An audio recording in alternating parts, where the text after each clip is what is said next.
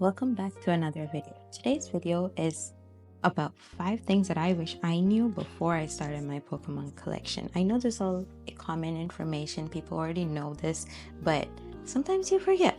And this is also for new people that are coming into the Pokemon world. It's pretty big, there's so many cards, so I thought I'd put what I learned or what I wish I knew before I started, and I'm just going to make a video on that. It's not going to be a long video, it's going to be very short.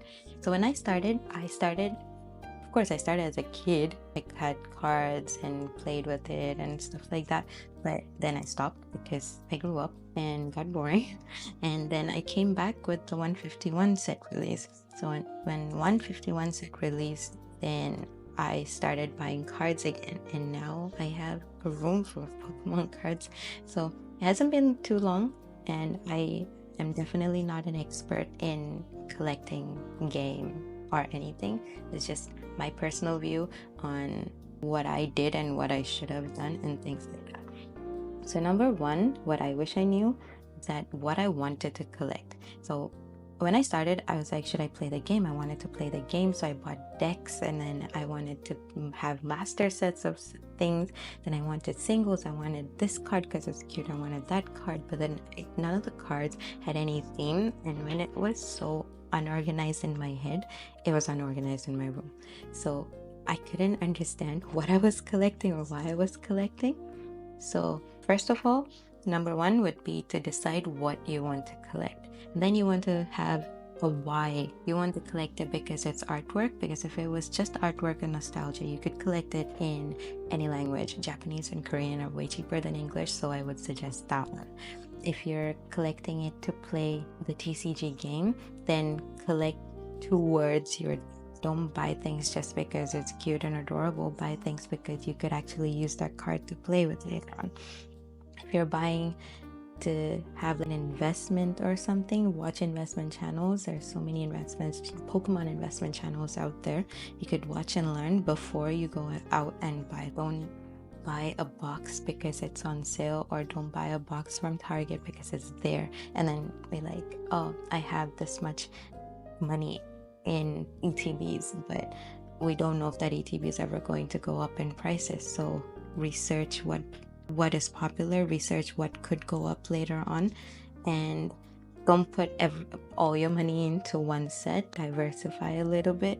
If there was a stock, you wouldn't buy every single stock in the world. You would only buy 1 or 2 stocks, or 3, or you would buy the S&P 500, but you can't have 500 sets, and there's no S&P 500 for Pokemon. So just pick out a few that you think works and then just do that. Don't buy every collection box, every tins and things like that. Maybe just leave packs if it's something you wouldn't want to spend too much on, or booster bundles, or if you want to spend a little bit more than that, go with the ETB and booster box route.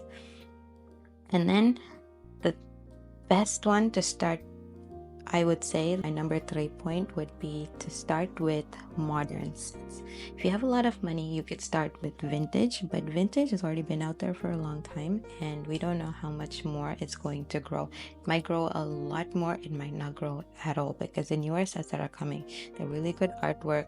People are already in the market and they're waiting for that one. So not a lot of people are collecting vintage as much a couple of years ago, but they're all waiting for the newer sets, and I understand that because I'm waiting for them too. So if you're new, start with a modern set, see how you go, see how you like it, then spread out a little bit, buy 1 or 2 cards from the old ones and then see how you like it. But don't come in and just buy everything. Just like pace yourself a little bit. And I wish I had done that, because there's so many things I bought and I'm like, why do I have this? But now I'm a lot better. I sold, I didn't lose any money over it, so that was good. I caught myself before I went too crazy with it. My 4th point is organizing. If you're in investing, have some kind of app that you like, or a spreadsheet, and see when you buy it, when you want to sell it, how much you bought it for at what month, how much you sold it for at what month, and what the cards or sets or whatever they are. If you have, even with collecting, if you're collecting master sets, single, sealed, or anything, have them all onto a spreadsheet, clear for you to see, so you don't lose anything and you don't like you don't misplace things. If it's a single, you put it into this book, you put it in that table in a drawer, and you might lose it. So don't do that. Organize everything somewhere you could see it clearly, shelf or whatever you prefer. Have it on an app or a spreadsheet to track prices.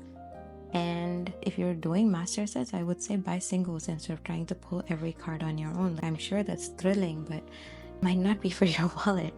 So yeah, and then my fifth point would definitely be connect with other people that are into this kind of things, especially people who have been in the collecting journey for longer than you have if you're new, because they know so much more than what you like. You don't know all of the information that's available. There's so much out there and information wise. So if you meet all these people, if you talk to a few shop people or anybody who's been in that space, you would learn a lot. And last one is not a point, it's just common sense, which I seem to forget every time I go into a shop, is to have a budget and stick to the budget. Just because it's shiny doesn't mean that you need it. But yeah, that's my short video for today. And if you find this kind of videos interesting, please like and subscribe. It's free for you, I promise, and it helps me out a lot. And I will see you in the next video. Thanks. Bye.